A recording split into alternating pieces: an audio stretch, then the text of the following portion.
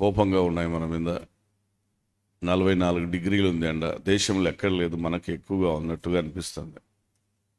ఆంధ్రప్రదేశ్లో అన్ని జిల్లాల కంటే నంద్యాల జిల్లాలోనే ఎక్కువగా కనపడతా ఉంది ఎండ. కాబట్టి ఎండ వేడిమిని దేవుడు తగ్గించాలని ప్రార్థన చేయాలి. అనేక మంది అనేక రకాలైనటువంటి జబ్బులు, చిన్నపిల్లలు, వృద్ధులు, పశువులు, పక్షులు ఈ వేడికి తట్టుకోలేక చనిపోతున్నాయి. దేవుని కోపానికి, దేవుని ఉగ్రతకు ఎవరు తట్టుకోలేరు. దుబాయ్ లాంటి నగరమే అతలాకుతలం అయిపోయింది కదా. దేవుడు కోపడకూడదు మనిషి మీద. దేవుని కోపాన్ని చల్లార్చటానికి ఎవరికి చేత కాదు.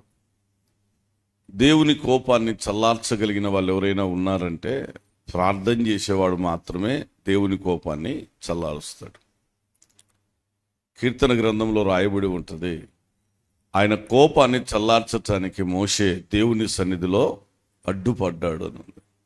అంటే ప్రార్థన చేసేవాడు మాత్రమే దేవుని కోపాన్ని చల్లారుస్తాడు.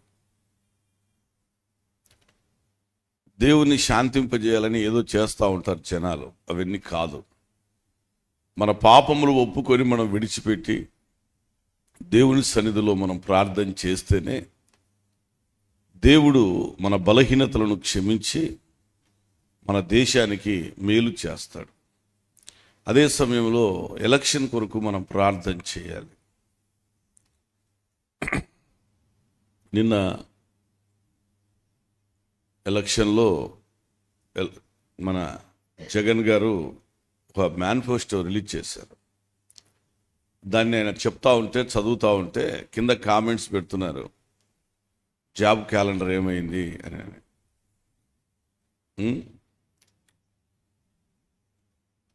పథకాలు బాగానే ఉన్నాయి, యవనస్తులకు అవసరమైంది ఉద్యోగాలని కింద కామెంట్లు పెడుతున్నారు. ప్రజలకు ఉపయోగకరమైనటువంటి ప్రభుత్వం రావాలని ప్రార్థన చేయాలి మనమంతా. ఎంతోమంది యవనస్తులు చదువుకొని లక్షల మంది, ఆంధ్రప్రదేశ్లో లక్షల మంది ఖాళీగా ఉన్నారు, ఉద్యోగాలు లేక. ఉద్యోగాలు కావాలి, పని కావాలి, బ్రతకటానికి జీవనాధారం కావాలి, చదువుకు తగినటువంటి పని కావాలి. దీని కొరకు మనం ఏం చేయాలంటే ప్రార్థన చేయాలి. ఏ ప్రజలు, ఏ ప్రభుత్వము న్యాయం చేయలేరు.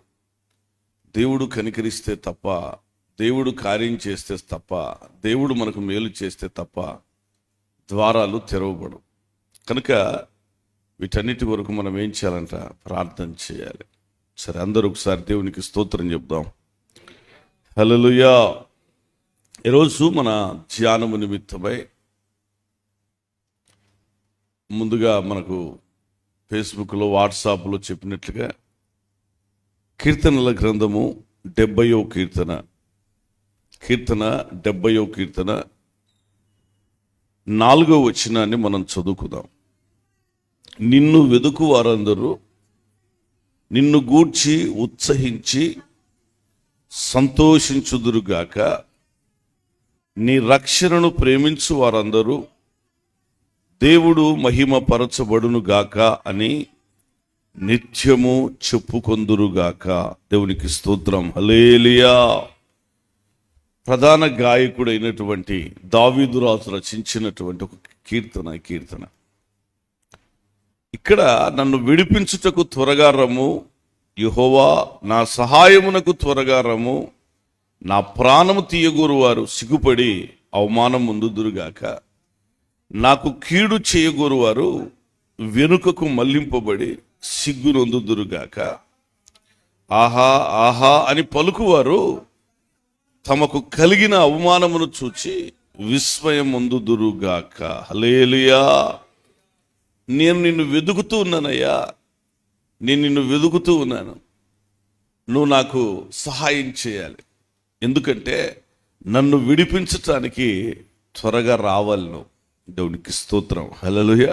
ఎందుకు? ప్రాణాన్ని తీయాలనుకుంటున్నారు, నన్ను సిగ్గుపరిచి అవమానం కలిగేటట్టుగా మాట్లాడాలనుకుంటున్నారు ప్రజలు. కాబట్టి నువ్వు నాకు సహాయం చేయటానికి, లేదంటే నన్ను విడిపించటానికి నువ్వు త్వరగా రావాలి అని రాజు దావీదు ప్రార్థన చేస్తూ ఉన్నాడు. అవును ప్రియమైన దేవుని బిడ్డలారా, దావీదు తన జీవితంలో అనేక సార్లు అనేక మంది చేత తరంబడ్డాడు. సౌలు రాజు చేత తరంబడ్డాడు. సౌలు రాజు చేత తరంబడ్డాడు. బిడ్డనిచ్చాడు అల్లుడు. ఎక్కడ తన కొడుకుకు రాజ్యానికి అడ్డుగా ఉంటాడేమోనని దావీదును తరమడం మొదలుపెట్టాడు. శత్రువులు అనేకులు దావీదు మీదకి వచ్చారు. దేవుడు సహాయం చేశాడు. చివరికి తన ఇంట్లో తన కడుపున పుట్టినటువంటి కుమారుడే దావీదును తరమడానికి సిద్ధపడిపోయాడు. వాక్యంలో రాయబడింది, కాళ్ళకు చెప్పులు లేకుండా ఏడ్చుచు ఒలీవల కొండకి ఎక్కుతూ ఏడ్చుతూ వెళ్ళాడు అని చెప్పి వాక్యంలో రాయబడింది. దావీదేంటి, రాజేంటి, కాళ్ళకు చెప్పులు కూడా తొడుక్కోవడానికి లేవు కాళ్ళకు అన్నటువంటి ఆలోచన లేకుండా తల కప్పుకొని ఏడ్చుచూ వెళ్ళిపోయాడట. అంటే యుద్ధం చేయాలంటే కొడుకు చచ్చిపోతాడు నేను అతను యుద్ధం చేస్తే కనుక. కొడుకుతో యుద్ధం చేయలేక తనే పారిపోతున్నాడు. మన జీవితంలో మనకు కొన్ని పరిస్థితులు ఆ విధంగా ఉంటాయి. ఇంట్లో వాడబెట్టరా కంట్లో పుల్ల అన్నట్టు కొంతమంది మనకు అనుకూలమైనటువంటి వాళ్ళే మనకు వ్యతిరేకంగా మాట్లాడుతుంటారు. మనకు మంచిగా ఉండేట్టే మన దగ్గర నటిస్తూ ఉంటారు చాలామంది. మనకు వ్యతిరేకంగా గుంతలు దవ్వుతూ ఉంటారు. ఇవన్నీ కూడా మనం తరమబడుతూ ఉంటాం. వాళ్ళంతా మన వెనక గురించి మాట్లాడాలి కానీ మన ముందు ఎవరు మాట్లాడలేరు. కానీ అభ్యంతరాలు ఖచ్చితంగా వస్తాయి. అటువంటి వారి వలన అభ్యంతరములు రాక తప్పవు. ఖచ్చితంగా వస్తాయి. ఎవరి వలన అభ్యంతరాలు వస్తాయో ఆ మనుషునికి శ్రమ అని కూడా రాయబడింది. మన జీవితాల్లో మనకు అభ్యంతరాలు కలిగించే మనుషులు ఉంటారని వాక్యంలో రాయబడింది. అందుకనే దావీదు అంటున్నాడు, నేను నిన్ను వెతుకుతున్నానయ్యా, నేను నిన్ను వెతుకుతూ ఉన్నాను. ఎందుకు అనంటే నా ప్రాణాన్ని తీయాలనుకునే వాళ్ళు కొంతమంది ఉన్నారు. సిగ్గుపడి వాళ్ళ అవమానం ఉండాలి. నాకు కీడు చేయగోరే వారు ఉన్నారు. వెనుకకు మళ్లింపబడి సిగ్గునొందురుగాక. ఆహా ఆహా అని పలుకువారు తమకు కలిగిన అవమానమును చూచి వారు విస్మయం ఉండాలి. నన్ను గూర్చి ఆహా ఆహా అని ఎగతాళిగా మాట్లాడే వాళ్ళు ఉన్నారు. వారందరూ సిగ్గుపడాలి. ఎందుకంటే నువ్వు నా దేవుడవు, నేను నిన్ను వెతుకుతూ ఉన్నాను, నువ్వు నా పట్ల కార్యాన్ని చేస్తావు. నేను నిన్ను వెతుకుతే ఎట్లా ఉంటుందంటే నిన్ను గూర్చి ఉత్సహించి సంతోషిస్తా నేను. దేవునికి స్తోత్రం, హల్లెలూయా. వారికేమో అవమానము, నాకేమో సంతోషం. ఉదయకాల సమయంలో నిన్ను అవమానపరిచేవాళ్ళు, బాధపరిచేవాళ్ళు, కృంగదీసేవాళ్ళు చాలా మంది ఉంటారు. పరిస్థితులు ఆ విధంగా మనకు కనపడతా ఉంటాయి. అయితే మనం అన్ని పరిస్థితుల్లో కూడా మనం ఏం చేయాలంటే ప్రభును వెదికేవారిగా ఉండాలి. అంతే. దేవునికి స్తోత్రం, హల్లెలూయా. ప్రభుకు చెప్పేవారిగా ఉండాలి. ప్రభు సన్నిధానంలో ప్రార్థన చేసేవారిగా ఉండాలి. మనకంటే ముందుగా ఆయన మన కొరకు అవమానపరచబడ్డాడు కల్వరి శిలువలో. ఆయన ముక్కు మీద ఉమ్మి వేయబడింది. ఆయన తల మీద ముళ్ళ కిరీటం పెట్టబడింది. ఆ ముళ్ళు, ఆ రక్తం కారుతూ ఉంటే, ఆ రక్తము ఆ ముఖం మీద కారుతూ ఉంటే దారదారలుగా ఆ ముఖం మీద ఉమ్మి వేయబడినప్పుడు మనుష్యులు చూడనులని వానిగా మార్చబడ్డాడు ఆయన. యెషయా గ్రంథంలో రాయబడినటువంటి మాట 53వ అధ్యాయంలో ఆయన లేత మొక్క వలె పెరిగాడు. ఆయనకు స్వరూపమైనను సొగసైనను లేకుండా మారిపోయాడట. మనుషులు చూడనులని వానిగా మన కోసం ఆయన మార్చబడ్డాడు. మనకేనా అవమానము, మనకేనా నిందలు? మనకొచ్చిన అవమానం గొప్పదనుకుంటాం, మనకొచ్చిన నిందలు గొప్పవనుకుంటుంటాం. వాటినన్నిటిని లెక్క పెట్టుకుంటుంటే మనం ముందుకు వెళ్ళలేము. వాటన్నిటిని విడిచిపెట్టి మనం ముందుకెళ్ళాలి. దేవునికి స్తోత్రం, హల్లెలూయా. అవన్నీ జరుగుతూ ఉన్నా దావీదు అంటున్నాడు, నేను నిన్ను, అక్కడ రాయబడి 4వ మాటలో, నిన్ను వెదుకు వారందరూ నిన్ను గూర్చి ఉత్సహించి సంతోషిస్తారు. నీ రక్షణ, నువ్విచ్చే రక్షణ ఉందే, ఆ రక్షణను ప్రేమించే వారందరూ దేవుడు మహిమపరచబడును గాక అని నిత్యము వాళ్ళు చెప్పుకుంటూ ఉంటారు. దేవునికి స్తోత్రం, హల్లెలూయా. దేవుణ్ణి వెదకాలి అన్నటువంటి మాట దావీదు బైబిల్ గ్రంథంలో చాలాసార్లు మాట్లాడతాడు, చాలాసార్లు చెప్తూ ఉంటాడు. దావీదు దేవుణ్ణి వెదకాలి, దేవుణ్ణి వెదకాలి, దేవుణ్ణి వెదకాలి. చాలామంది ఈ దినాల్లో దేవుణ్ణి వెదకడం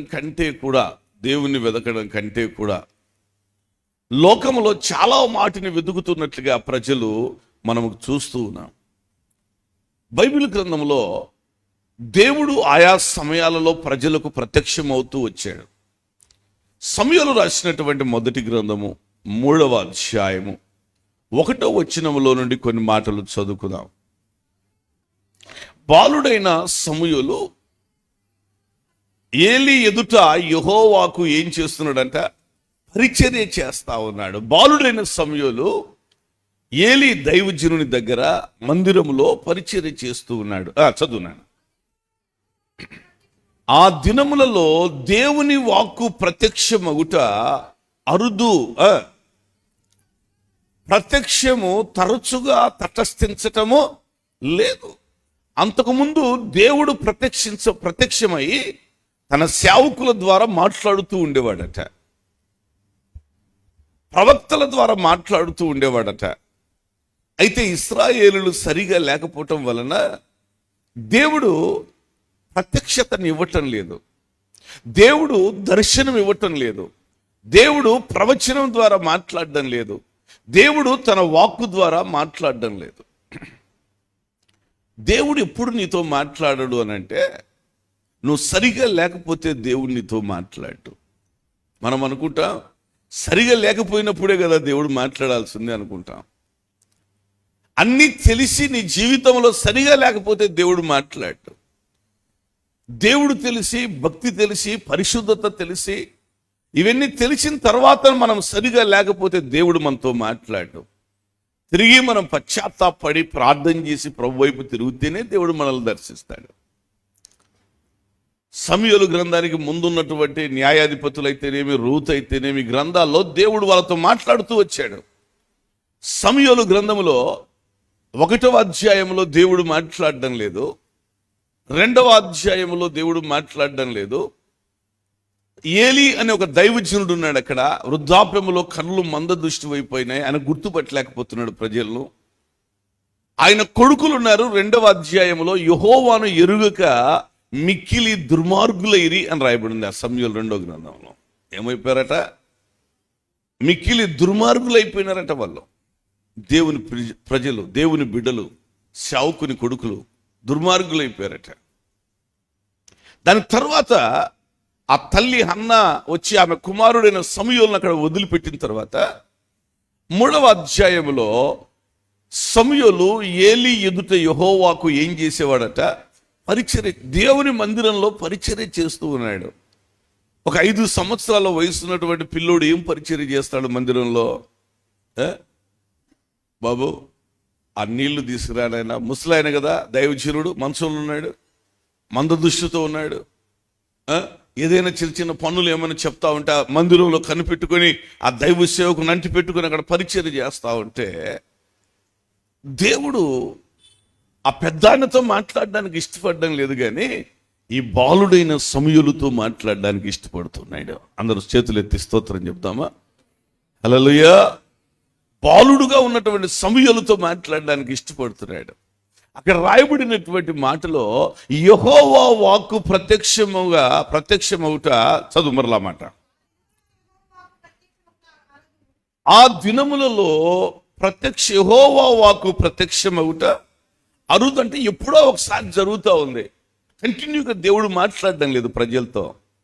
తర్వాత ప్రత్యక్షత తరచుగా తటస్థించటం లేదు. ఆ కాలమందు ఏలీ కన్నులు ఏమైపోయాయి? పెద్ద ఆయన కన్నులు మందదృష్టి అయిపోయినాయి. అతడు చూడలేక తన స్థలములో పండుకొని ఉండగా దీపము ఆరిపోక మునుపు సమూయేలు దేవుని మందసమున్న యెహోవా మందిరములో పండుకొని ఉండగా దేవుడు సమూయేలును పిలుస్తూ ఉన్నాడు. అందరూ చేతులెత్తి దేవునికి స్తోత్రం చెబుదాం. హల్లెలూయా. దేవుడు సమూయేలును పిలుస్తూ ఉన్నాడు. దేవుని వాక్కు ఆగిపోయింది, దేవుని ప్రత్యక్షత ఆగిపోయింది, దేవుని దర్శనం ఆగిపోయింది, దేవుని స్వరం ఆగిపోయింది ఇశ్రాయేలు ప్రజలకు. దేవుడు ఒక వ్యక్తిని వాడుకొని ఆ వ్యక్తితో మాట్లాడాలని ఆశపడుతున్నాడు, కానీ దేవుడు వాడుకొని మాట్లాడగలిగినటువంటి స్థితిలో ఎవరు లేడు ఆ దినాల్లో. ఈ దినాల్లో కూడా ఈ సెల్ ఫోన్లు వచ్చిన తర్వాత, తెలివి ఎక్కువైపోయిన తర్వాత, పాపం ఎక్కువైపోయిన తర్వాత దేవుడు వాడుకోవటానికి తన ప్రజలను కొరకు చూస్తూ ఉన్నాడు. దేవునికి ఒక నమ్మకమైన వ్యక్తులు కావాలని దేవుడు ఎదురు చూస్తున్నాడు. దేవుడు ఆ ప్రజలతో మాట్లాడతాడు. ఆ వ్యక్తి ద్వారా దేవుడు ప్రజలతో మాట్లాడతాడు. దేవునికి స్తోత్రం. హల్లెలూయా. ఎక్కడుండాలి నువ్వంటే దేవుని మందసం ఉండే దగ్గర నువ్వు ఉండాలి, దేవుని సన్నిధిలో ఉండాలి, దేవుని వెదికే వారికి గుంపులో నువ్వు ఉండాలి. దేవుని వెదికేవారు ఎట్లుంటారంటే వారు ఉత్సహించి సంతోషిస్తూ ఉంటారు. దేవునికి బాలుడని, యవనస్తుడైన గిద్యోనని, వృద్ధుడైన అబ్రహామని తేడా లేదు. దేవుడు ఎవరితోనైనా మాట్లాడతాడు. ఆయన స్త్రీతో మాట్లాడతాడు, ఆయన పురుషునితో మాట్లాడతాడు, ఆయన బాలునితో మాట్లాడతాడు, ఆయన యవనస్తునితో మాట్లాడతాడు, ఆయన వృద్ధునితో కూడా మాట్లాడతాడు. ఆయన మాట్లాడాలి అని అంటే అర్హత మనం కలిగి ఉండాలి, పరిశుద్ధత మనం కలిగి ఉండాలి. ఈ రోజుల్లో దేవుని మనం వెదకటం లేదు, దేవుని వాక్కును మనం వెదకటం లేదు, దేవుని ప్రత్యక్షత మనం వెదకటం లేదు. కొంతమంది చెప్తూ ఉంటారు, అక్కడికి వెళ్తే అక్కడ ఆయన ఆ పాస్టర్ గారు లేకుంటే అక్కడ ఏదో జరుగుతుంది నాకు అని చెప్తారు. మంచిదే, నేను తప్పని నేను చెప్పటం లేదు. దేవుడు నీతో మాట్లాడడానికి ఇష్టపడటం లేదా? దేవునికి అందరూ కుమారులు కుమార్తెలే, మనమల్లు మునిమనమల్లు మనమరాళ్ళు ఎవరు లేరు ఆయనకు. దేవుడు నీతో కూడా మాట్లాడడానికి ఆయన ఇష్టపడతాడు. అంటే నువ్వు సరిగా ఉండాలంతే, నువ్వు సరిగా ఉండాలి. నువ్వు సరిగా లేకపోతే దేవుడు నీతో మాట్లాడు. నేను చాలాసార్లు చెప్తుంటాను, ఇంటర్మీడియట్ చదువుతున్నప్పుడు నేను ఇంతవరకు జుట్టు పెంచుకొని ఇప్పి పెంచుకొని తిరుగుతూ ఉంటే రోజు రాత్రి చర్చిలో వండుకుంటాను. కొన్ని నెలలు చర్చి దగ్గరికి వెళ్ళలేదు. మా పాస్టర్ గారు పిలిపించారు. పాస్టర్ గారు పిలిపిస్తే ఆయన 5 రూపాయల కాగితం తీసుకొచ్చి ఇచ్చినాను నాకు. అయ్యా ఏంటి అని అడిగాను. 92వ సంవత్సరం అండి. ఏంటయ్యా అంటే, ఏమన్నా అంగట్లో సరుకులు ఏమన్నా తీసుకురావాలని నేను అనుకుంటున్నాను. జుట్టు పెరిగినట్టుంది, కటింగ్ చేయించుకొని రా అని చెప్పినాడు. నేనన్నాను, మీరు ఏదో పని పిలిచి మాట్లాడతామన్నారంట, ఏదో అందుకోసం వచ్చానంటే అని చెప్పాడు. నేను నీతో మాట్లాడాలి అని అంటే ముందు నువ్వు కటింగ్ చేయించుకొని రావాలన్న.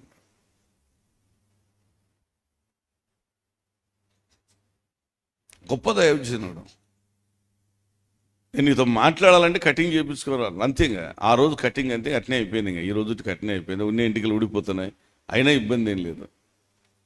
కనపడే సేవకుని నువ్వు ప్రేమించాలి, గౌరవించాలి, లోబడాలి, విధేయత చూపించాలి. కనపడని దేవుని నువ్వు ఏ విధంగా ఆరాధించలేవు. దేవుని యొక్క స్వరం నీకు వినపడాలి, దేవుని యొక్క ప్రత్యక్షత నీకు కలగాలి, దేవుడు నీతో మాట్లాడాలి. దేవునికి స్తోత్రం. హల్లెలూయా. నిన్న రాత్రి నేను నా చిన్న బిడ్డ కూర్చొని మాట్లాడుతున్నా, మేమిద్దరమే ఉన్నాం రూమ్లో. మాట్లాడుతుంటే చెప్పాను, దేవుడు మనతో మాట్లాడే ఆత్మీయతలో మనం ఉండాలి. దేవుడు మనకు బయలుపరచాలి విషయాలు. దాని దిశగా మనం నడిస్తే అది మనకు ఆశీర్వాదం. దేవునికి స్తోత్రం. హల్లెలూయా.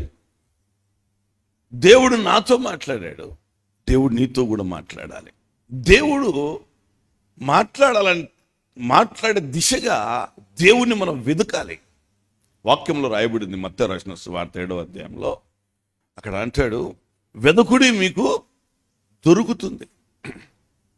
దేన్ని వెతుకుతా ఉన్నావు? లోకంలో ప్రజలు చాలా అయిన వాటిని వెతుకుతూ ఉన్నారు.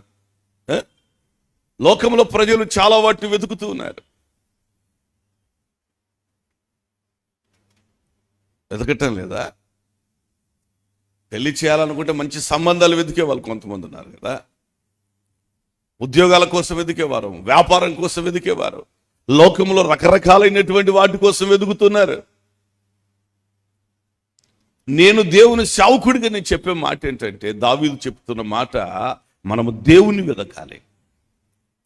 63వ కీర్తన 1వ వచనం మనకందరికి తెలిసిన వాక్యంలో, దేవా నా దేవుడవు నీవే, వేకువనే నిన్ను వెదుకుదును. దేవునికి స్తోత్రం చెప్దాం. హల్లెలూయా. వేకువ నేను దేవుణ్ణి వెదకాలి. ఎందుకయ్యా అంటే, నీ బలము నీ ప్రభావం నాకు కావాలి. ఆ కీర్తన భాగంలో రాయబడింది, నీ బలము నీ ప్రభావాన్ని నేను చూడాలి. దేవుని బలము నీ జీవితంలో పనిచేయాలి. దేవుని బలము నీ బ్రతుకులో నిలబడి నీ పక్షాన కార్యం చేయాలి. దేవుని ప్రభావం నీలో నుండి బయలు వెడలాలి. దేవుని యొక్క శక్తి నువ్వు కలిగిన వాడిగా నువ్వు ఉండాలి అని అంటే, ఆ రోజుకు అవసరమైనటువంటి శక్తి నీకు కావాలంటే నువ్వు వేకుజామున లేచి నువ్వు ప్రార్థించాలి. దేవునికి స్తోత్రం. హల్లెలూయా. నువ్వు తెల్లవారుజామున లేచి ప్రార్థించే వ్యక్తిగా నువ్వు ఉండాలి. వేకుజామున నువ్వు ప్రార్థించే వ్యక్తిగా నువ్వు ఉండాలి. మనకున్నటువంటి దరిద్రం ఏంటంటే, రాత్రి 12-1 గంట వరకు సెల్లు చూసి చూసి చూసి అలసిపోయి దాంట్లో డేటా అన్న అయిపోవాలి, లేదంటే ఛార్జింగ్ అన్న అయిపోవాలి. అప్పుడే మనకు విడుదల. ఎందుకంటే సాతాను పట్టుకొని ఉంటాడు మనల్ని. సాతాను మనల్ని పట్టుకొని బంధించేసాడు. ఇంకా తెల్లారుజామున మనం లేలేని పరిస్థితి. ఇంకా తెల్లారుజామున మనం లేలేము. ఇంకా కష్టం ఇంకా లేచేదానికి. ఇంకా ఎప్పుడు మనం ప్రార్థన చేస్తాం? దావీదు ఎందుకు రాజు అయిపోయాడు, ఎందుకు గొర్రెల దొడ్డిలో ఉన్నటువంటి వాడిని దేవుడు ఇచ్చించాడు అనంటే, అతని వ్యక్తిగత జీవితంలో కొన్ని మంచి లక్షణాలు ఉన్నాయి. దేవుని రోజు 7 మార్లు స్తుతించేవాడని, రోజుకు 3 సార్లు ప్రార్థించేవాడని వాక్యంలో రాయబడి ఉంది.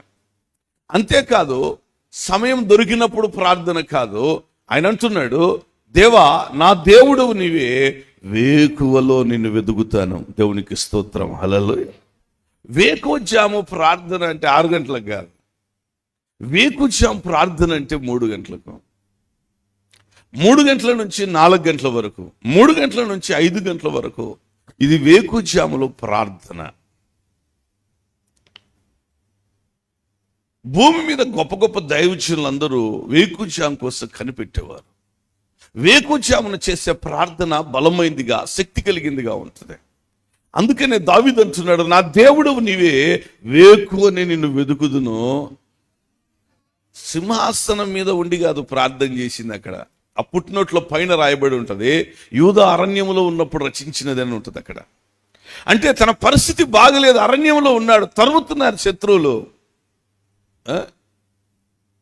కొంతమందికి దిగులు చింత ఏముండదు. ఇక ఊరికా నుంచి డబ్బులు వస్తున్నాయి, తినడము, జల్సాగా తిరగడము, మనకి ఇష్టం వచ్చినప్పుడు పడుకోవడము, మనకి ఇష్టం వచ్చినప్పుడు లేయడము, మనకు ఇష్టం వచ్చినప్పుడు తినడము. ఇట్లా ఒక సరైన క్రమంలో మనం ఉండలేము చాలాసార్లు. ప్రత్యేకంగా యవనస్తులు యవన కాలంలో హాస్టల్లో ఉండడం అనేది చాలా మంచిది అనిపిస్తుంది నాకు. వాళ్ళు 5 గంటలకే నిద్ర లేపుతూ ఉంటారు, టిఫిను, మళ్ళా మనం స్కూల్కి వెళ్ళడమా, కాలేజీకి వెళ్ళడమా, తర్వాత మధ్యాహ్నం భోజనం, తర్వాత సాయంకాలం, అన్నీ ఒక క్రమంలో ఉంటాయి. ఈ క్రమం మనం ఖచ్చితంగా పాటించాలి. క్రైస్తవుడు అంటే క్రమం కలిగినోడు అని, అంతే, ఏదేం లేదా. మనము కొన్ని దేశాల్లో మనం వెళ్తే ట్రైన్ పోతా ఉంటే వాచ్లో టైం తప్పాడుతుంటే కరెక్ట్ పెట్టుకోవచ్చు అంట. ఇప్పుడు అట్లా టెక్నాలజీ లేదులేండి, ఇంకా అడ్వాన్స్ అయిపోయింది. మనం సెల్ ఫోన్లో ఫ్లైట్లో ఒక దేశాన్ని మనం దాటిపోతా ఉంటే టైం కూడా మారిపోతూ ఉంటుంది దాంట్లో. సెల్ ఫోన్లో చేతుకుండే వాచ్లో మాత్రం కరెక్ట్గా ఉండకపోవచ్చు, కానీ సెల్ ఫోన్లో మనం ఫ్లైట్లో పోతా ఉంటే ఆ దేశం పోతే ఆ దేశంలో ఎంత టైం మారిపోతుంటుంది. ఇజ్రాయెల్ దేశం పోతే అక్కడ టైం ఏమైనా మార్చాలని చూస్తే కనుక సెల్లులో మార్చాల్సిన అవసరం లేదు, కరెక్ట్గా ఉంటుంది అక్కడ. అంత జ్ఞానం టెక్నాలజీ దేవుడు ఇచ్చాడు. ఈ సమయాన్ని మనం పాటించి సమయానికి ప్రార్థన, సమయానికి వాక్యం, సమయానికి నిద్ర, సమయానికి సమయానికి సమయానికి అనేటువంటిది యవన కాలంలో చాలా అవసరం. క్రమశిక్షణ. దావీదు అంటున్నాడు, నా దేవుడవు నీవే, వేకువనే నిన్ను నేను వెతుకుతాను. దేవుడు కొంతమంది కోసం కనిపెడుతున్నాడంట. కీర్తనల గ్రంథం 14వ కీర్తన 2వ వచనాన్ని చదువుకుందాం. కీర్తన 14వ కీర్తన 2వ వచనం, వివేకము కలిగి దేవుణ్ణి వెదికేవారు కలరేమో అని యెహోవా ఆకాశములో నుండి చూచి నరులను పరిశీలన చేస్తూ ఉన్నాడంట. దేవుడు ఆకాశములో నుండి చూచి ఎవరిని చూస్తున్నాడు? వివేకము కలిగి దేవుణ్ణి వెదికేవారు కలరేమో అని చూస్తున్నాడు. దేవుణ్ణి అందరూ వెతుకుతున్నారు. ఏ విధంగా వెతకాలి నువ్వు దేవుణ్ణి అంటే వివేకము కలిగి వెతకాలి. వివేకం అంటే ఏమిటి? యోబు గ్రంథం 28వ అధ్యాయం 28వ వచనములో, యెహోవా యందలి భయభక్తులే జ్ఞానమనియు, చెడుతనమును విడిచిపెట్టటమే వివేకమనియు, దుష్టత్వమును విడిచిపెట్టటమే వివేకమనియు ఆయన నరులకు సెలవిచ్చాడు. రాసుకోండి. ఆ కీర్తన 14వ అధ్యాయం 2వ వచనం దగ్గర యోబు గ్రంథం 28వ అధ్యాయం 28వ వచనం అని రాసుకోండి. ఇదే మాటలు కీర్తనల గ్రంథం 53వ కీర్తన 2వ వచనంలో కూడా ఇదే మాటలు ఉంటాయి. వివేకము కలిగి దేవుని వెదికేవారు కావాలి దేవునికి.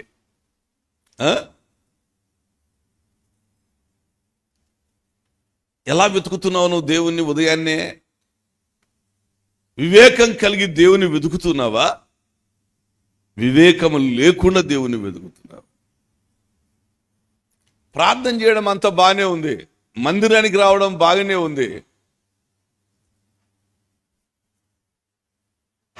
అయితే ఏ విధంగా నువ్వు దేవుని మందిరానికి వస్తున్నావు? ఏ విధంగా నువ్వు దేవుని వెతుకుతున్నావు? ఏ విధంగా నువ్వు ప్రార్థన చేస్తా ఉన్నావు? అందరూ వెతుకుతున్నారు దేవుణ్ణి. నేను శ్రీశైలం సున్నిపేంటలో మ్యారేజ్ చేసుకున్నాను. ఈ కర్ణాటక నుంచి వచ్చే భక్తులు ఉంటారు కొంతమంది, అక్కడికి ఆ టెంపుల్కి వచ్చి వాళ్ళని చూస్తే మనకు భయం అవుతుంది. కాళ్ళకు చెప్పులు లేకుండా ఎండలో వాళ్ళు నడుచుకుంటూ వస్తూ ఉంటారు. కొంతమంది కర్రలు కట్టుకొని కాళ్ళు కింద పెట్టకుండా కర్రల మీద నడుస్తూ వస్తుంటారు. కొంతమంది వారి యొక్క మొక్కుబడి ప్రకారం ఏదో కర్ణాటక నుంచి మోసుకుంటూ నడుచుకుంటూనే వస్తుంటారు. రోజుల తరబడి కాళ్ళకు చెప్పులు లేకుండా, రోజుల తరబడి తమ బరువు మోసుకుంటూ, రోజుల తరబడి కర్రలు కట్టి దాని మీద నడుచుకుంటూ వస్తా ఉన్నారు. ఎందుకంటే వారి యొక్క దేవుణ్ణి ఆరాధించాలన్నటువంటి ఆలోచన, వారి భక్తి చేత దేవుణ్ణి మెప్పించాలన్న ఆలోచనలో వాళ్ళు వస్తున్నారు. మనం యేసు నిజమైన లోకరక్షకుడని తెలిసిన మనం, గ్రహించిన మనం ఎంతగా దేవుని వెదికేవారిగా, దేవుని సన్నిధికి వచ్చేవారిగా మనం ఉంటున్నాం. వాక్యంలో రాయబడింది, వివేకము కలిగి దేవుని వెదికేవాడు కలరేమో అని దేవుడు ఆకాశములో నుండి చూస్తూ ఉన్నాడట. అయితే వారందరూ ఏ విధంగా ఉన్నారు? 3వ వచనములో, వారందరూ దారి తొలగి బొత్తిగా చెడిపోయారు, మేలు చేసేవారు లేరు, ఒక్కడైనను లేడు. దేవునికి ప్రార్థన చేయక ఆహారము మృంగునట్లు నా ప్రజలను మృంగుచు, పాపము చేయువారందరికీ తెలివి లేదా? పాపము చేయువారు బహుగా భయపడిపోతున్నారు. ఈ దినాల్లో ప్రార్థన లేదు, దేవునికి సరైన స్థితిలో వెదికేది లేదు, మేలు చేసేవారు లేరు. వారందరూ దారి తొలగిపోయారట. ప్రతి వారు దారి తొలగిపోయారు. సామెతల గ్రంథంలో అంటాడు, ఒకని ఎదుట సరిగానే కనపడుతుందంట మార్గం. ఒకడు ఏర్పరచుకున్న మార్గం ఎట్టిదైనా వానికి ఎట్లా కనపడుతుంది? అది సరిగానే కనపడతా ఉంది, సరిగానే కనపడతా ఉంది. చివరికి అది నరకానికి వెళ్ళిపోతా ఉంటుందంట. నీ మార్గం ఏ మార్గం? అది దేవుని మార్గమేనా? దేవుని వెదికే మార్గమేనా? చాలా మంది మార్గాలు తప్పిపోతున్నారు. బాగానే ఉన్నట్టుగా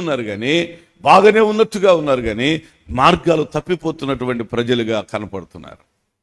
అందుకని అంటాడు, యెహోవా ఆకాశములో నుండి నరులను ఏం చేస్తున్నాడంట? పరిశీలన చేస్తూ. ఏ విధంగా మనం ప్రార్థన చేస్తున్నాం, ఏ విధంగా వెతుకుతూ ఉన్నాం. దావీదేమో నిన్ను వెదికే వారందరూ నిన్ను గూర్చి ఉత్సహించి సంతోషిస్తూ ఉంటారని అని మాట్లాడుతున్నాడు. ఇంకొక మాట మనం చూస్తే ప్రజలు ఏమిటిని వెతుకుతున్నారయ్యా అని అంటే, యోబు గ్రంథం 28వ అధ్యాయం 1వ వచనం నుండి కొన్ని మాటలు చదువుకున్నాం. వెండికి గని కలదు, పుటము వేసే సువర్ణమునకు స్థలం కలదు, ఇనుమును మంటిలో నుంచి తీస్తారు, రాళ్ళు కరిగించి రాగి తీస్తారు, మనుషులు చీకటికి అంతం కలగ చేస్తారు, గాఢాంధకారములోను మరణాంధకారములోను ఉండు రత్నములను వెదుకుచు వారి భూమి అంతములోకి, అగాధములోకి, భూగర్భములోనికి దిగిపోతున్నారంట. దేని వెతుకుతున్నారు? రత్నాలు వెతుకుతూ ఉన్నారు. వెండికి గని ఉంది, పుటం సువర్ణమునకు స్థలం ఉంది, ఇనుమును మట్టిలో నుంచి తీస్తారు, రాళ్ళు కరిగించి రాగి తీస్తారు, అన్ని బాగానే ఉన్నాయి. ఇంకా ఆలోచన చేస్తే గాఢాంధకారములోను మరణాంధకారములోను ఏమిటిని వెతుకుతున్నారట? రత్నాలు వెతుకుతూ ఉన్నారు. రత్నాలు కావాలని వెతుకుతూ ఉన్నారు. కొత్త నిబంధనలో రాయబడింది. కొరింథీయులకు రాసిన మొదటి పత్రిక 1వ అధ్యాయం 22వ వచనంలో, కొరింథీయులకు రాసిన మొదటి పత్రిక 1వ అధ్యాయము 22వ వచనం, యూదులు సూచక క్రియలు చేయమని అడుగుతున్నారు, గ్రీసు దేశస్థులు జ్ఞానం వెతుకుచూ ఉన్నారు. అయితే మేము సిలువ వేయబడిన క్రీస్తును ప్రకటించుచున్నాము. ఆయన యూదులకు ఆటంకంగాను అన్యజనులకు వెరితనంగా ఉన్నారు. కానీ యూదులకేమి, గ్రీసు దేశస్థులకేమి, పిలువబడిన వారికి క్రీస్తు దేవుని శక్తి. దేవునికి స్తోత్రం, హల్లెలూయా. సూచక్రియలు అడుగుతున్నారట, జ్ఞానాన్ని వెతుకుతున్నారట. లోకంలో ఒక్కొక్కడు ఒక్కొక్క దాన్ని వెతుక్కుంటున్నాడు. దేవుణ్ణి వెతికేవాడు లేడు. ఎట్లా వెతకాలంటే వివేకము కలిగి దేవుణ్ణి వెతకాలి, దుష్టత్వమును విడిచిపెట్టి దేవుణ్ణి వెతకాలి, దేవునికి ఆయాసమైన దాన్ని విడిచిపెట్టి నువ్వు దేవుణ్ణి వెతకాలి. నీకు చాలా ఇష్టాలు ఉంటాయి, అవి కాదు, నువ్వు అవి విడిచిపెట్టి నువ్వు దేవుని వెతకాలి. దేవునికి స్తోత్రం, హల్లెలూయా, హల్లెలూయా. అందుకని అంటాడు కదా యోబు గ్రంథంలో, నీ మనస్సు నువ్వు తిన్నగా నిలపాలి, నీ చేతులు ఆయన తట్టెత్తాలి. పాపము నీ చేతిలో ఉంటే దాన్ని నువ్వేం చేయాలంట? విడిచిపెట్టాలి. పాపము నీ హృదయంలో ఉంటే దాన్ని విడిచిపెట్టాలి. పాపము నీ చేతిలో ఉంటే విడిచిపెట్టాలి. పాపము నీ జీవితంలో ఉంటే దాన్ని విడిచిపెట్టి నువ్వు దేవుని వెతకాలి. దాన్ని తీసుకొని నువ్వు దేవుని వెతికితే ప్రయోజనం లేదు. ప్రజలు లోకములో విలువైన వాటిని వెతుకుతున్న రత్నాలు వెతుకుతున్నారట. లోకములో ప్రజలు జ్ఞానాన్ని వెతుకుతూ ఉన్నారు. మంచిదే, కానీ దేవుని వాక్యం చెప్తా ఉంది, ఆయనను వెదికేవారు ఉత్సహించి సంతోషిస్తూ ఉంటారట. దేవునికి స్తోత్రం, హల్లెలూయా. చాలా రోజుల క్రితం నేనంటే బాగా అభిమానించే వ్యక్తుల్లో ఒక ఆయన ఉన్నాడు. ఆయన ఏమి ఎప్పుడు మన చర్చికి రాడు, కానీ ఆయన బాగా నాకు సేవలో సహకరించేవాడు. ఈ చర్చి కట్టేటప్పుడు దీనికి అవసరమైనటువంటి కరెంటు వైరింగ్ అంతా ఆయన ఇచ్చాడు. నేను తర్వాత ఇన్వర్టర్స్ బిగించేటప్పుడు, ఎలక్ట్రీషియన్ వచ్చి ఆ బిగించేటప్పుడు చూస్తే ఇన్వర్టర్ కూడా 2005వ సంవత్సరంలోనే లోపల కనెక్షన్స్ ఉన్నాయని చెప్పారు. ఆయన కూడా మంచి ఎలక్ట్రీషియన్. ఆయన చాలా సంతోషం అనిపించింది. అయితే ఒక రోజు నేను వాళ్ళ ఇంటికి వెళ్తే వాళ్ళ ఇంట్లో వాళ్ళ పాప, మా పాప కలిసి క్లాస్మేట్స్. ఆ పాపను మెడిసిన్ చదివించాలని చాలా దూరంగా ఆ పాపను వదిలిపెట్టాడు. నేను ఇంటికి వెళ్తే ఆ పాప నాకెళ్ళి ఊరికి చూస్తూ ఉంది. ఆయన అంటున్నాడు, రే దాస్ అంకుల్ రా, పాస్టర్ అంకులు వందనాలు చెప్పు, పాస్టర్ అంకుల్ వచ్చినాడు అని అంటా ఉంటే, ఈ అమ్మాయి ఎవరిని పలకరించే స్థితిలో, చూసే స్థితిలో లేదు. అందరినీ కొత్త వాళ్ళలాగా చూస్తూ ఉంది, చూస్తూ ఉంది అంతే. ఆమె చదువుతున్నటువంటి దాంట్లో ఎట్టుందంటే ఉదయం 5 గంటల నుంచి రాత్రి 11 గంటలకి ఇంకా చదివే, ఇంకా ఎవరు లేరు, ఇంకా ఏం చెప్పేది లేదు, అమ్మ లేదు, నాయన లేదు, ఏం లేదు. ఏం వెతుకుతున్నారంటే జ్ఞానం వెతుకుతున్నారు. ఇంకా మిగతా విషయాలు తెలియవు. అప్పుట్లాగా పలకరించి ఏమంకులు బాగున్నారా, ఇదిగో నీళ్ళు తెచ్చినాను, ఇదిగో కాఫీ తెచ్చినాను, ఇవన్నీ ఏం లేవు. ఇంకా ఏం తెలిసే ప్రసక్తి లేదు. ఆమెకు జ్ఞానం ఉంది. జ్ఞానం సంపాదించి మంచిది జ్ఞానం అవసరం మనకు. కానీ ఈ జ్ఞానమును మనం ఆశీర్వాదకరంగా ఉండాలి అని అంటే ఈ జ్ఞానము మనము దేవుణ్ణి వెదికే వారిగా మనం ఉండాలి. దేవునికి స్తోత్రం, హల్లెలూయా. ఈ జ్ఞానానికి దేవుని కృప తోడుగా ఉండాలి. ఈ లోకములో జ్ఞానానికి మరలా దేవుని కృప మనకు తోడుగా ఉండాలి. ఈ మధ్య మనోళ్ళు ఎల్ఐసిలో ఉద్యోగాలు వచ్చిన పిల్లలు కొంతమంది ఉన్నారు. ఫోన్ చేసి చెప్తున్నారు, పాస్టర్ గారు ఈ ఉద్యోగం చేయలేకపోతున్నాం పాస్టర్ గారు, టార్గెట్ ఇస్తున్నారు చేయలేకపోతున్నాం, మనకు సర్కిల్ లేదు పాస్టర్ గారు, మేము ఎవరిని కలవలేకపోతున్నాం పాస్టర్ గారు, ఉద్యోగం వచ్చింది కానీ సంతోషంగా లేదు ఇది.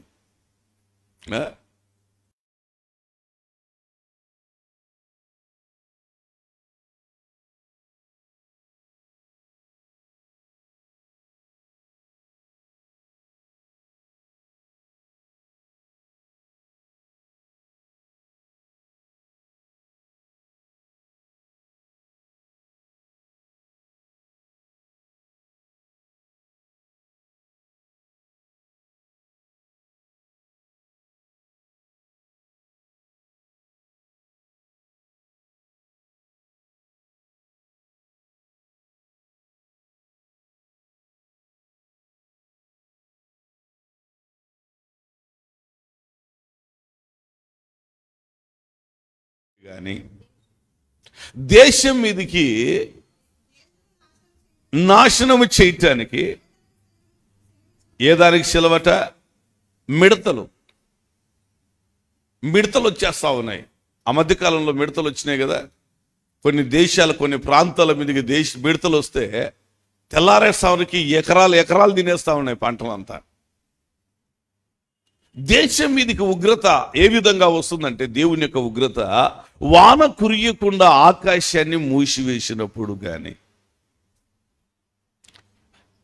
మిడతలకు సెలవిచ్చినప్పుడే కానీ, తెగులు భూమి మీదకి పంపించినప్పుడే కానీ, తెగులు అంటే వైరస్, కరోనా లాంటిది, పంపించినప్పుడే కానీ, నా పేరు పెట్టబడిన నా జనులు తమ్మును తాము తగ్గించుకొని ప్రార్థన చేసి నన్ను వెదకాలి. దేవునికి స్తోత్రం, హల్లెలూయా.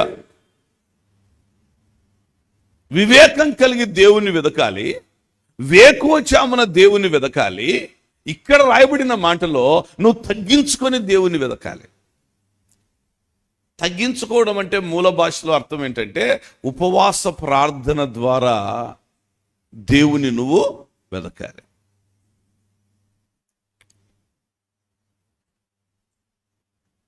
మెస్సులో మనకు ఇష్టమైంది లేదు కాబట్టి ఉపవాసం కాదు.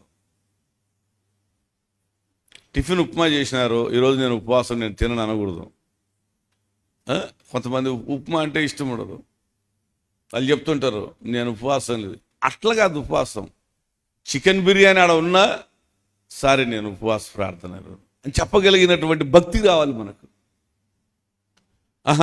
రూమ్లో బిర్యానీ తెచ్చినారా, సర్లే అనుకున్నాను అనుకో, ఉపవాస ప్రార్థన చేద్దామని, అయితే వద్దులే ఈరోజు ఖర్చు. ఇది కాదు ఉపవాస ప్రార్థన.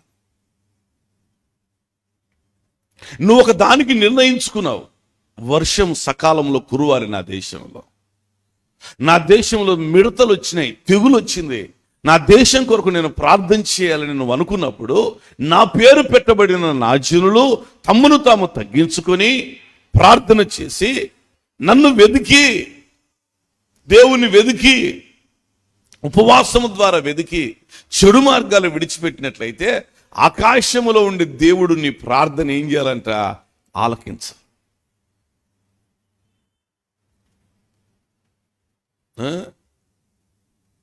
కొంతసేపట ఒక నిమిషం కూడా ఉండరు మోకరించి. కొంతమంది వస్తుంటారు, ప్రేయర్ చేసుకోవాలంటుంటారు కొంతమంది. ఏం ప్రేయర్ చేసేది ఏం లేదు, అట్లా నిలబడ్డాం, ఇట్టనడం వెళ్ళిపోతున్నాను, అదే ప్రేయర్ వీళ్ళకిగా. నన్ను వెదికి నువ్వు ప్రార్థన చేస్తే నీ ప్రార్థన ఆకాశములో ఉండి నేను ఆలకించాలి. దేవునికి స్తోత్రం, హల్లెలూయా. నీ ప్రార్థన ఆకాశములో ఉండే దేవుడు ఆలకించాలి. నీ ప్రార్థన ఆకాశములో ఉండే దేవుని దగ్గరికి నీ ప్రార్థన చేరాలి. అప్పుడు ఆయన నీ ప్రార్థన ఆలకించి నీ పాపాన్ని క్షమించాలి. ముందు నీ పాపాన్ని క్షమించి తర్వాత నీ దేశాన్ని ఏం చేస్తాడట? స్వస్థపరుస్తాడు. దేవునికి స్తోత్రం, హల్లెలూయా. ఇదే మాటను మన కుటుంబానికి, ఇదే మాటను మన వ్యక్తిగత జీవితానికి వర్తింప చేసుకోవాలి. మనకు సమస్య ఉంది, మన కుటుంబంలో సమస్య ఉంది. నా పేరు పెట్టబడిన నా జీవుడు తగ్గించుకుందాం, ఉపవాసం ఉందాం, వెతుకుదాం, దేవుణ్ణి ప్రార్థన చేద్దాం. దేవుడు ఆకాశములో నుండి నీ ప్రార్థన ఆలకించాలి. దేవుడు నీ ప్రార్థన నేను విన్నాను అన్నటువంటి జవాబు వచ్చేంత వరకు కూడా మనం ప్రార్థన చేయటానికి సిద్ధపడాలి. దేవునికి స్తోత్రం, హల్లెలూయా. ఒక వ్యక్తి నన్ను ఒకరోజు వాక్యం చెప్పడానికి ఒక స్థలానికి పిలిచాడు, ఒక పాస్టర్ గారు. ఆయన మాట్లాడుతూ ఉంటే అంత తెలంగాణ భాష మాట్లాడుతూ ఉన్నాడు.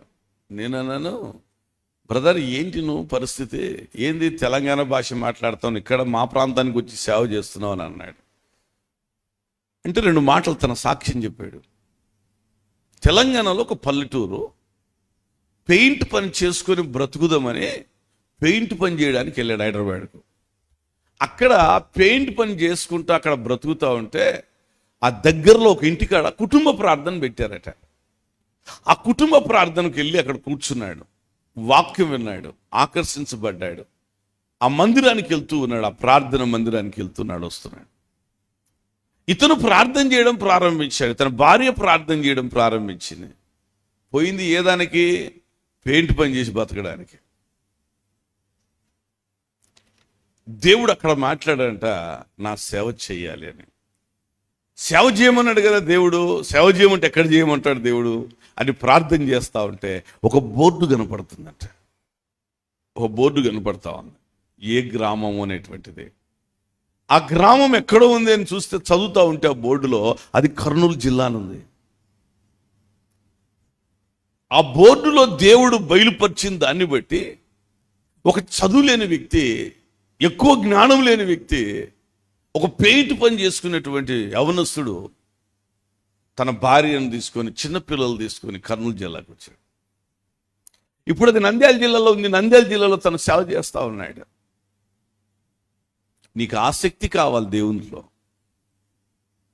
దేవుని పట్ల నీకు ఆసక్తి కావాలి, దేవుడు చేయగలడన్న నమ్మకం నీకు కావాలి. దేవుని వెదకడం నేర్చుకున్నాడు. ప్రభా, ఈ పేదరికము, ఈ పెయింట్ పని, ఈ టౌన్లో ఇల్లు లేదు, బాడిగలు కట్టుకోలేకుండా ఉన్నాం, గుడిసేసుకొని ఉన్నాం, ఎన్నెన్నో రకాలుగా ప్రార్థన చేస్తా ఉన్నాడు. దేవుడు అతనిలో ఉన్న ఆసక్తిని గుర్తించాడు. నువ్వు ప్రార్థన చేస్తే ఆకాశములో ఉండే దేవుడు నీ ప్రార్థన ఏం చేయాలంట? ఆలకించాలి. ఆకాశములో ఉండే దేవుడు నీ ప్రార్థన ఆలకించాలి. నీ పాపాన్ని క్షమించాలి. నీ జీవితాన్ని, నీ బ్రతుకును స్వస్థపరచాలి. దేవునికి స్తోత్రం. నీ కుటుంబాన్ని స్వస్థపరచాలి. నీ కుటుంబ స్వస్థత అంటే బాగు చేయటం. నీ కుటుంబ పరిస్థితులు బాగుపడాలి. నీ వ్యక్తిగత జీవితం, నీ పరిస్థితులు బాగుపడాలి.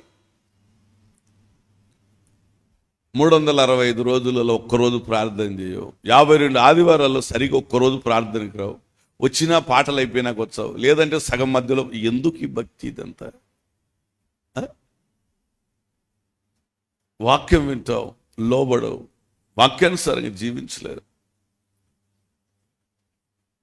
అప్పుడు నాకు అనిపించిన మాట ఏంటంటే, ఎక్కువ చదువుకున్న వాళ్ళకంటే తక్కువ చదువుకున్న, తక్కువ జ్ఞానం ఉన్నతో దేవుడు త్వరగా కనెక్ట్ అవుతున్నాడు.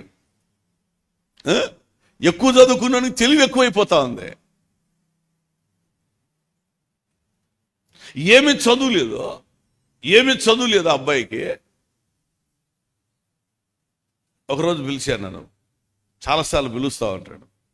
ఏం బాబు అంటే, 21 రోజులు ఉపవాస ప్రార్థన అయ్యా, ఈరోజు లాస్ట్ రోజు వచ్చి వాక్యం చెప్పాలంటున్నాడు. సన్న కట్టెపుల్లలాగా ఉంటాడు. నువ్వేడ 21 రోజులు అంటే, సంవత్సరానికి ఒకసారి ఉంటానయ్యా నేను అట్లా అంటున్నాడు. నువ్వు పుట్టింది ఎక్కడ, నువ్వు పెరిగింది ఎక్కడ, నువ్వు పని చేసుకోవడానికి బ్రతకనికి వచ్చింది ఎక్కడ, దేవుడు నీతో దర్శించింది ఎక్కడ? వివేకము కలిగి దేవుణ్ణి వెదికేవారు కలరేమో అని దేవుడు ఆకాశములో నుండి నరులను పరిశీలన చేస్తున్నాడు.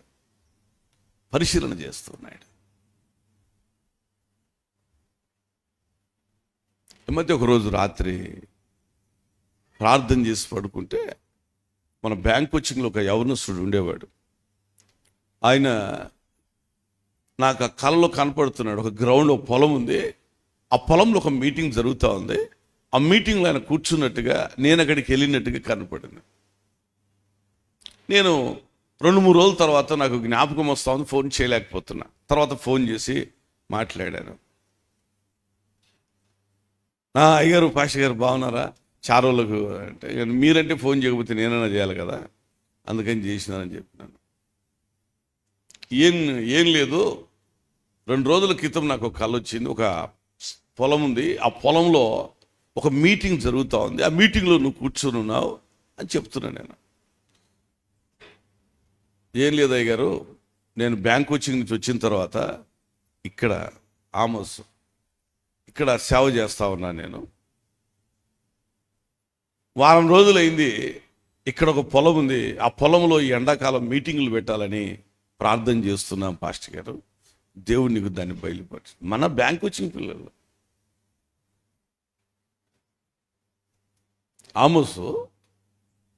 ఆమోస్ అంటే బైబిల్ ఉండే ఆమోస్ కాదు, బ్యాంక్ కోచింగ్లో ఉండే ఆమోస్.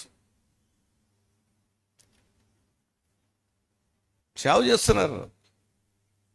ఉద్యోగాలు వదిలిపెట్టిపోయి, భరత్ అనే భార్య జిందాల్లో పనిచేసేవాడు, ఆమె నర్సు, అది వదిలిపెట్టి సేవ చేస్తూ ఉన్నారు. ఆ సంస్థ 7,000 10,000 ఇస్తే ఏం సరిపోతుంది? వేల జీతాలు వదిలిపెట్టేశారు దేవుని సేవకు. ఎందుకో తెలుసా? దేవుని దర్శనం కలిగింది, దేవుని ప్రత్యక్షత కలిగింది, దేవుని స్వరం విన్నారు, దేవుని వెతికారు. ఏం చేయాలి మేమని దేవుడిని అడిగారు. దేవుడు ఏం మాట్లాడాడో దాన్ని చేయడానికి సిద్ధపడ్డారు. స్తోత్రం చెప్దామా? హల్లెలూయా. మనతో ఏం మాట్లాడుతున్నాడు దేవుడు? రాత్రి పండుకున్నప్పుడు అమ్మాయి కనపడిందా? ఎవరు కనపడతారు నీకు? ఇంటికాడ కష్టపడుతున్న తల్లిదండ్రులు కనపడడం లేదా? ఈ ఎండలో తల్లిదండ్రులు పొలాల్లో పనిచేసి, కూలి పని చేసే తల్లిదండ్రులు మనకు కనపడడం లేదా? ఎందు నిమిత్తం మనం ఇక్కడికి వచ్చాం? మన తల్లిదండ్రుల ఉద్దేశం ఏంటి? మన పట్ల దేవుని చిత్తం ఏంటి? వివేకం కలిగి దేవుని నువ్వు వెదికేవాడిగా ఉండాలి. వివేకం లేదు, జ్ఞానంగా ప్రవర్తించే పరిస్థితులు లేదు. అంత టైంపాస్ సమయాలు అయిపోతున్నాయి. నిన్న మధ్యాహ్నం మన పిల్లలు, బ్యాంక్ కోచింగ్ పిల్లలు, 4వ శనివారం కదా సెలవు, కర్నూలులో ఉంటారు. 2 కాళ్ళు లేవు ఇద్దరికి. ఫోన్ చేశారు, పాస్టర్ గారు మేము వస్తున్నాం, మీరు ఇంటికాడ ఉన్నారా? గేటు తీసుకోలేరు వాళ్ళు, 2 కాళ్ళు లేవు ఇద్దరికి. ఇద్దరు కర్నూలులో పనిచేస్తాం. మాట్లాడుతూ ఉంటే ఒక అబ్బాయి మ్యారేజ్ చేసుకున్నాడు, ఒక అబ్బాయికి మ్యారేజ్ కాలేదు. అబ్బాయి అంటున్నాడు, పాస్టర్ గారు ఇండ్లు తీసుకున్నాను పాస్టర్ గారు, కర్నూలులో 52 లక్షలు అయింది, కడుతున్నారు. ఓపెనింగ్ అంతా అయిపోయేటప్పటికి, లోపల కబోర్డ్స్ అంతా వేసేటప్పటికి దాదాపుగా ఒక 65 లక్షలు అవుతుందేమో పాస్టర్ గారు అంటున్నాడు. ఎట్టుంది పరిస్థితి? బ్యాంక్ కోచింగ్లో ఉన్నప్పుడు ఎట్టుండేది పరిస్థితి? ఆ నెలకు మెస్ బిల్లు కడితే కష్టంగా ఉండేది, ఆ నెలకు రూమ్ రెంట్ కడితే కష్టంగా ఉండేది. వాళ్ళ నాన్న ఏదో కూలి పని చేసుకొని పంపించేవారు. ఈ బ్యాచ్ ఉండేవారు, ఒక 4-5, ఈ హ్యాండిక్యాప్గా ఉండేవాళ్ళం. వీళ్ళందరూ లయ్యన్గా వచ్చేవాళ్ళు ఆ బండ్లు వేసుకొని. ఇక్కడ ట్రాఫిక్ ఎక్కువగా ఉండేది, ఒక్కొక్కరు ఒక బండిలో ఇద్దరిద్దరు వచ్చేవాళ్ళు. ఈరోజు కార్లు కొనుక్కొని 2 కాళ్ళు లేకపోయి, నిన్న నాకు ఆశ్చర్యం అయిపోయింది, ఇది ఎట్టెట్లా నడుపుతారు మీరు అని. అంటే దానికి ఆల్టరేషన్ చేశారంతా, క్లచ్చి అది నుంచి వచ్చేసి బ్రేకు, ఎక్సిలేటర్ అన్నీ కూడా హ్యాండిల్కి వచ్చేసినాయి, చేతులు ఆల్టరేషన్ చేసి పెట్టేశారు. నువ్వు ఏ స్థితిలో ఉన్నావు? నువ్వు ఏ స్థితిలో హెచ్చించాలనుకుంటున్నాడు దేవుడు? అంతకుముందు ఆ రమేష్ అనే అబ్బాయి, ఆ 2 కాళ్ళు లేని అబ్బాయి చాలాసార్లు ఇక్కడ సాక్ష్యం చెప్పాడు. వాళ్ళ పరిస్థితి ఏంటంటే లాస్ట్కు అడుక్కోవాల్సిన పరిస్థితే కదా. ఎవరన్నా పెడతారు వాళ్ళ పరిస్థితి? తల్లిదండ్రులు ఉన్నప్పుడు వరకు పెట్టవచ్చు, కొంతవరకు చూడొచ్చు, తర్వాత ఎవరు చూడలేరు కదా వాళ్ళను. దేవుని పట్ల నువ్వు ఎటువంటి భక్తిని కనపరుస్తున్నావు, ఎటువంటి వివేకం కలిగి వెతుకుతున్నావు దేవుణ్ణి. దేవుడిని హెచ్చించాలి, నీ కుటుంబాన్ని హెచ్చించాలి, నీ జీవితాన్ని హెచ్చించాలి. నా పేరు పెట్టబడిన నా జనులు తమ్మును తాము తగ్గించుకొని ప్రార్థన చేసి నన్ను వెదికి చెడు మార్గాలు విడిచిపెట్టాలి. అప్పట్లో ఒక శుక్రవారం సంఘస్థులు గొలుసు ప్రార్థన చేస్తే, ఒక శుక్రవారం బ్యాంక్ వచ్చిన పిల్లలు గొలుసు ప్రార్థన చేసేవాళ్ళు. 24 గంటలు, ఉదయం 6 గంటల నుంచి సాయంకాలం వరకు ఆడపిల్లలు ప్రార్థన చేస్తే, మళ్ళా సాయంకాలం 6 గంటల నుంచి మరుసటి రోజు ఉదయం వరకు మగ పిల్లలు ప్రార్థన చేసేవాళ్ళు. ఈ గంటలో ఈ హ్యాండిక్యాప్డ్గా ఉన్నటువంటి పిల్లలందరూ వీళ్ళందరూ కలిసి ఒక గంట ప్రార్థన చేసేవాళ్ళు. వీళ్ళందరినీ గిటార్ వేసే కర్నూలు రవీంద్ర వీళ్ళందరినీ కొంచెం నడిపించేవాడు దైవికంగా. ఈరోజు వాళ్ళందరినీ చూస్తే ఎంత ఆశీర్వాదకరంగా మార్చబడ్డారు. దేవునికి స్తోత్రం, హల్లెలూయా. నువ్వు దేన్ని వెతుకుతున్నావు ఇక్కడ? నువ్వు దేవుని వెతుకుతే నువ్వు ఉత్సహించి నువ్వు సంతోషంగా ఉంటావు. దేవుని ప్రత్యక్షత కావాలి నీకు, దేవుని నువ్వు వెతకాలి. నా పేరు పెట్టబడిన నా జనులు తమ్మును తాము తగ్గించుకొని ప్రార్థన చేయి. పూట ఉపవాసం ఉండు, ఇబ్బంది ఏం లేదు. నేను 25 సంవత్సరాల వయసులో ఇక్కడికి సేవకు వచ్చాను. ప్రతి నెల 10 రోజులు ఉపవాసం ఉండేవాడిని. లాస్ట్ ఆదివారం ఇది కదా, ఈరోజు లాస్ట్ ఆదివారం. దీనికంటే ముందు ఆదివారానికి ముందు శుక్రవారం ఉంటుంది.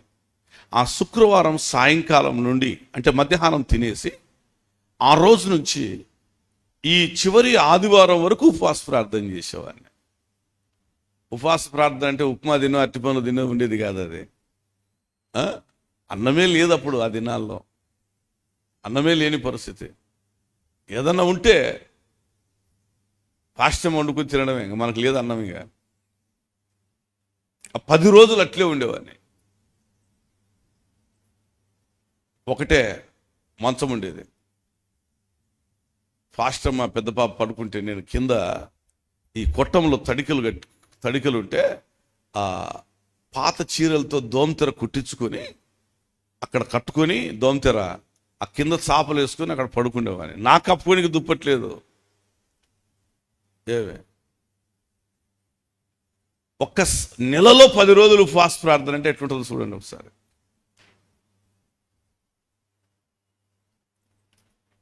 తొంభై 98లో ఇక్కడికి వస్తే 2000 సంవత్సరంలో స్థలం కొన్నాం. 2000 సంవత్సరంలో స్థలం కొంటే 2005 సెప్టెంబర్ 7వ తారీఖు మందిరం ఓపెనింగ్ చేశాం. దేవునికి స్తోత్రం, హల్లెలూయా. దేని వలన సాధ్యమైంది ఇదంతా? నేను ఉపవాసం ద్వారా తగ్గించుకొని నేను దేవుని వెతికాను. నా సేవ తొలి దినాల్లో నేను అన్నం తిన్న దినాల కంటే అన్నం తినని దినాలు ఎక్కువ ఉన్నాయి. నిద్రపోయినటువంటి దినాల కంటే నిద్రపోని దినాలు ఎక్కువ ఉన్నాయి. రాత్రి 2:30 కూడా నేను నిద్రపోలేదు.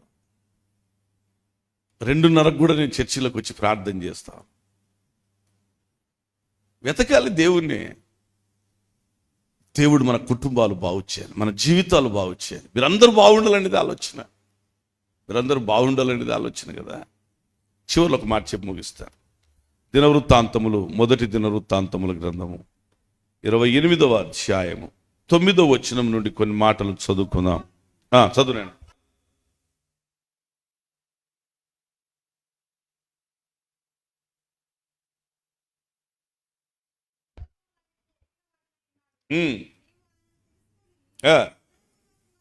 దావీదు తన కొడుకుతో చెప్తూ ఉన్నాడు, నా కుమారుడా సొలొమోనా, నీ తండ్రి యొక్క దేవుడైన యెహోవా అందరి హృదయాలు ఎరిగిన వాడు. ఆయన ఆలోచనలన్నిటినీ సంకల్పములన్నిటినీ ఎరిగిన వాడునై ఉన్నాడు. నీవు ఆయనను తెలుసుకుని హృదయపూర్వకముగాను మనపూర్వకంగాను ఆయనను సేవించాలి. ఆయనను వెతికితే ఆయన నీకు ప్రత్యక్షం అవుతాడు. నువ్వు ఆయనను విడిచిపెడితే దేవుడు కూడా నిన్ను విడిచిపెడతాడు. నువ్వు ఆయన్ను వెతకాలి. కృతజ్ఞత అనేది చాలా అవసరం. మన జీవితాలు మన జ్ఞాపకం చేసుకోవాలి. మన 25వ తారీఖు పోర్మామిల దగ్గర ఒక చిన్న గ్రామంలో పరిచర్య జరుగుతుంది. అక్కడ వాళ్ళు వాక్యం చెప్పడానికి పిలిచారు. 3 రోజులు మీటింగ్స్ పెట్టి. ఆయన పాస్టర్ గారు ఒక ముస్లిం, ఆయన గుంటూరు జిల్లా. ఆయన అక్కడికి వచ్చి పరిచర్య చేస్తూ ఉన్నాడట. పోర్మామిలలో ఒక సంఘం ఉంది, ఇక్కడ పిడుగుపల్లి అనే ఊర్లో ఒక సంఘం ఉంది. ఆ ప్రాంతంలో మా నాన్న వాళ్ళ ఊరు అది, ఆ దగ్గర పోర్మామిల దగ్గర. నేను వెళ్ళేటప్పుడు మా చిన్నాన్న కొడుకులు 2 తీసుకెళ్ళాను. మా నాన్నోళ్ళు 4, నేను 2వ ఆయన కొడుకు, 3వ ఆయన కొడుకు సికామణి చర్చిలో ఉంటాడు, సత్యరాజు 4. వాళ్ళని కూడా తీసుకెళ్ళా. చెప్పా నేను, రే మనము దేవుడు మనల్ని కనికరించి నంద్యాల తీసుకొచ్చి కేవలం యేసు ప్రభు అనే కాన్సెప్ట్తో మేము నంద్యాల నిలబడిపోయాం, మా నాన్న మేమంతా. ఈరోజు మనం అందరం ప్యాంట్లు వేసుకొని తిరుగుతున్నాం, అందరం కార్లో తిరుగుతున్నాం. దేవుని కృప ఇది. మనం మన ప్రాంతాన్ని ఒకసారి చూడాలి, వెళ్దాం రండి అని చెప్పేసి వాళ్ళని కూడా తీసుకొని వెళ్ళాను. దావీదు తన కొడుకుతో చెప్తున్నాడు, నా కుమారుడా సొలొమోనా, నీ తండ్రి యొక్క దేవుడైన యెహోవా అందరి హృదయాలు పరిశోధించేవాడు. మనుషుడు పైవేశాన్ని చూస్తే దేవుడు హృదయాన్ని చూసేవాడు.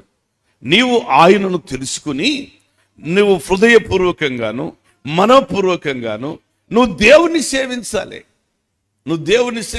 నువ్వు రాజు కదా అనుకున్న నీ ఇష్టానుసారంగా ప్రవర్తిస్తే కాదు. నువ్వు ఆయనను వెతికితే ఆయన నీకు ప్రత్యక్షం అవుతాడు. నువ్వు ఆయన విడిచిపెడితే ఆయన కూడా నిన్ను ఏం చేస్తాడట, విడిచిపెడతాడు. రాజు ఏం చెప్పాలి తన కొడుకు?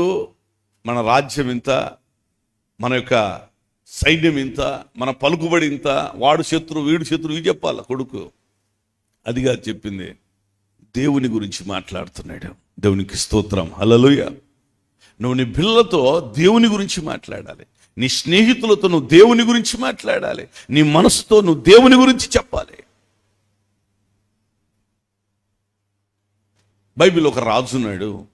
ఏం చేశాడో చూద్దాం. 2వ దినవృత్తాంతముల గ్రంథం 12వ అధ్యాయం 1వ వచనాన్ని చదువుదాం, తర్వాత 13, 14 వచనాలు చదువు. రెహబాము రాజ్యము స్థిరపడి తాను బలపరచబడిన తరువాత అతడును ఇశ్రాయేలీయులందరూ యెహోవా ధర్మశాస్త్రాన్ని విడిచిపెట్టారట. రెహబాము రాజ్యం ఏమైపోయింది? స్థిరపడిందట. తరువాత అతడును ఇశ్రాయేలీయులందరూ ఏమైపోయిందట? ధర్మశాస్త్రాన్ని, దేవుని వాక్యాన్ని ఏం చేశారట? విసర్జించారు. ఒక ఆయన చెప్తున్నాడు, పాస్టర్ గారు, ప్రైజ్ లార్డ్ పాస్టర్ గారు. ఎవరమ్మా? నేను పాస్టర్ గారు ఫలానా. ఈ చాలా రోజులు ఫోన్ చేసి ఏంటి పరిస్థితి అంటే, చాలా సమస్యలు ఉన్నాను పాస్టర్ గారు. ఏంటి సమస్య? ఫలానా సమస్య. ప్రార్థన చేసుకోవటం లేదా? నంద్యాలలో ఉన్నప్పుడు బాగుండేది పాస్టర్ గారు, బైబిల్ చదువుకునే వాళ్ళం, ప్రార్థన చేసేవాళ్ళం. ఉద్యోగం వచ్చినాక లేదు పాస్టర్ గారు. నువ్వు స్థిరపడిన తర్వాత ధర్మశాస్త్రాన్ని ఏం చేశారట? విసర్జించారు. వారు యెహోవా ఎడల ద్రోహం చేశారు. 14వ వచనాన్ని చదువుకుందాం. అతడు తన మనస్సు యెహోవాను ఎదుకుట యందు నిలుపుకొనక చెడు క్రియలు చేశాడు. ధర్మశాస్త్రాన్ని విసర్జించాడు. ఇక్కడ దేవునిని వెతకడంలో మనస్సు నిలుపుకొనక చెడు క్రియలు చేశాడు. ఎందుకు? స్థిరపడ్డాడు. డబ్బులు ఎక్కువైపోయినాయి. ఈడ నెలకు మనకు 3,000, 4,000, 5,000 రావడమే కష్టమైంది. ఉద్యోగం వచ్చిన తర్వాత 50,000 నెలకు జీతం. కైపు ఎక్కువైపోతుంది, పట్టుకోలేకపోతున్నాడు. నెలకి 50,000 అంటే మామూలు విషయమా? ఇంకా దేవుడు ఎందుకు? వాక్యం ఎందుకు? చర్చి ఎందుకు?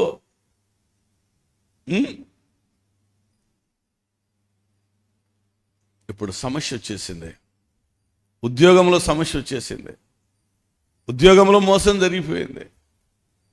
లాకర్లో పెట్టినటువంటి బంగారు ఎవరో కొట్టేసినారు. సీసీ కెమెరాలు పనిచేయడం లేదు. ఏం చేయాలో అర్థం కాలేదు పరిస్థితుల్లో.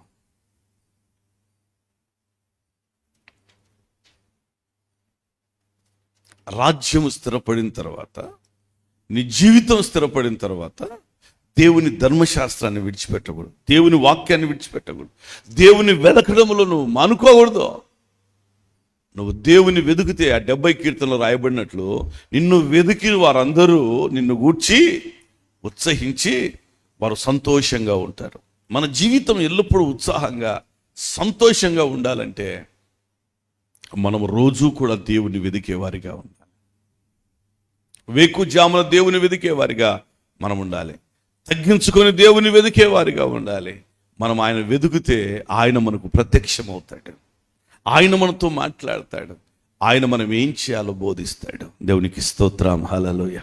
అందరు మోకరించండి, ప్రార్థన చేసుకుందాం. ఉదయకాల సమయంలో దేవుని మందిరానికి వచ్చిన మనం మన జీవితాల్లో దేవుని మనం ఏ విధంగా వెదికేవారిగా ఉన్నాం. కేవలం నామకార్థంగా దేవుని మందిరానికి వచ్చిపోవడం కాదు, కానీ వివేకము కలిగిన దేవుని వెదికేవాడిగా ఉండాలి. దుష్టత్వమును విడిచిపెట్టేవాడిగా, పాపమును విడిచిపెట్టేవారిగా, దేవునికి ఆయాసకరమైందని విడిచిపెట్టేవారిగా మన జీవితాల్లో ఉండాలి. నీ జీవితంలో దేవునికి వ్యతిరేకమైంది ఏదైనా ఉందా? దానివల్ల నువ్వు మేలు పొందుకోలేకపోతున్నావేమో. నీకు మేలు కలగకపోవటానికి నీ పాపాలే కారణాలు అంటున్నాడు కదా. వేకుజామున వెదకలేకపోతున్నావా దేవుణ్ణి? ఉపవాస ప్రార్థన చేసి దేవుని వెదకలేకపోతున్నావా?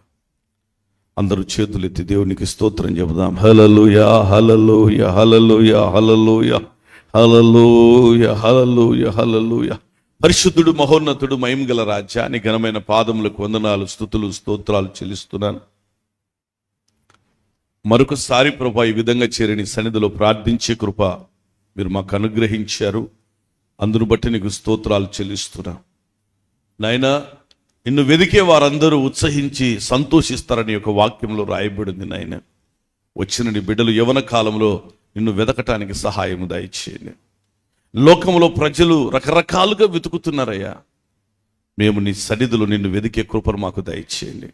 నీ ప్రత్యక్షతను వెదికే కృప, నీ యొక్క స్వరాన్ని వెదికే కృప, నీ దర్శనాన్ని వెదికే కృప మాకు దయచేయండి. దావీదు సొలొమోనుతో అంటున్నాడు, నువ్వు ఆయన్ని వెతుకుతే నీకు ఆయన ప్రత్యక్షం అవుతాడని.